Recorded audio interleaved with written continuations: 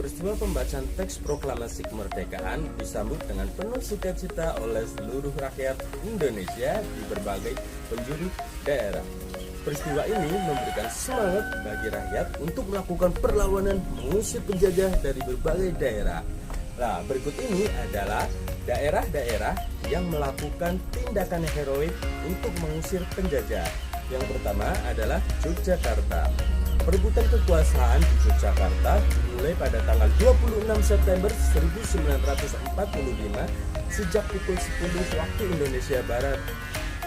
Awalnya, para pegawai pemerintah dan perusahaan yang dikuasai Jepang melakukan aksi mogok. Mereka menuntut agar Jepang menyerahkan semua kantor kepada pihak Indonesia. Tindakan heroik yang kedua berasal dari Surabaya. Di Surabaya terjadi insiden bendera di Hotel Yamato di daerah Tunjungan, Surabaya pada tanggal 19 September 1945.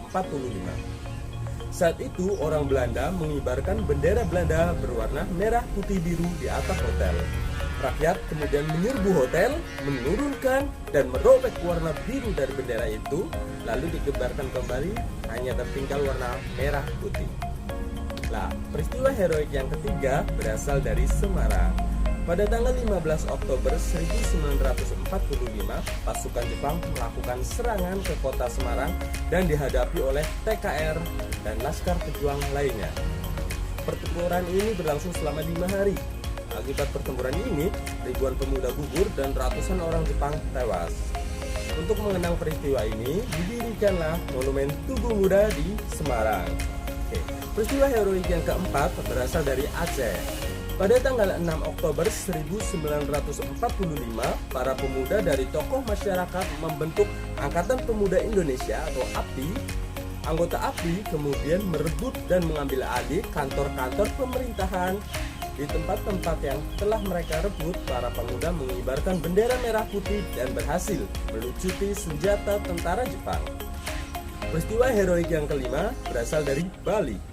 Pada bulan Agustus 1945, pemuda Bali membentuk organisasi Angkatan Muda Indonesia atau AMI dan Pemuda Republik Indonesia atau PRI.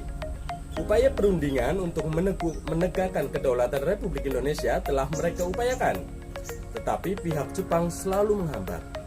Pada 13 Desember 1945, para pemuda merebut kekuasaan dari Jepang secara serentak, tetapi belum berhasil karena persenjataan Jepang masih kuat.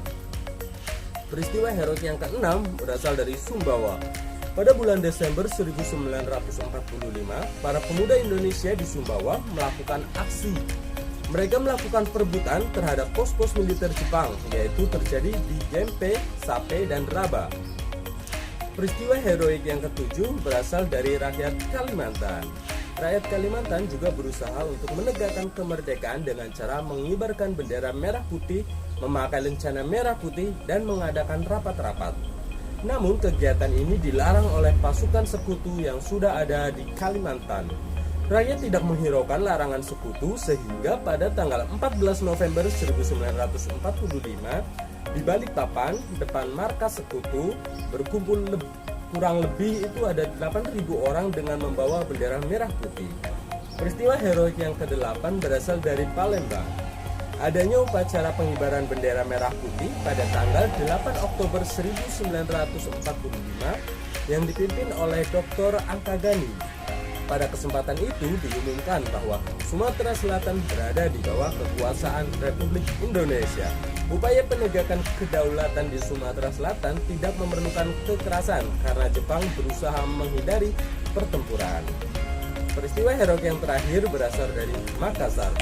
Gubernur Sang Ratulangi menyusun pemerintahan pada tanggal 19 Agustus 1945.